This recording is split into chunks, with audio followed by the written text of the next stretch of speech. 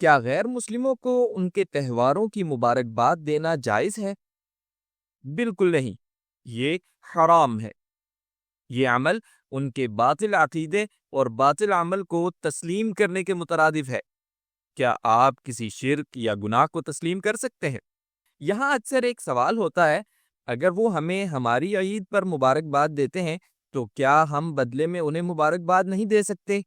پہلی اور سب سے اہم بات یہ ہے کہ جب وہ ہمیں مبارکباد دیتے ہیں تو وہ حق کی مبارکباد دے رہے ہوتے ہیں، لیکن جب ہم انہیں مبارکباد دیں گے تو ہم باطل کی مبارکباد دیں گے۔ اور یاد رکھیے کہ حق اور باطل برابر نہیں ہو سکتے۔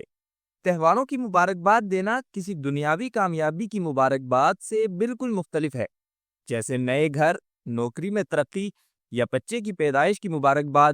یہ سب دنیاوی معاملات ہیں، لیکن تہوار کا معاملہ سیدھا سیدھا دین اور عقیدے کا معاملہ ہے۔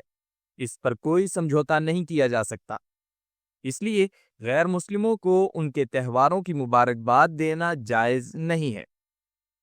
اس بات کو دوسروں تک پہنچائیں، اپنے اور اپنے قرابت داروں کے عقیدے کی حفاظت کریں۔ اللہ تعالی ہمیں حق پر قائم رکھے۔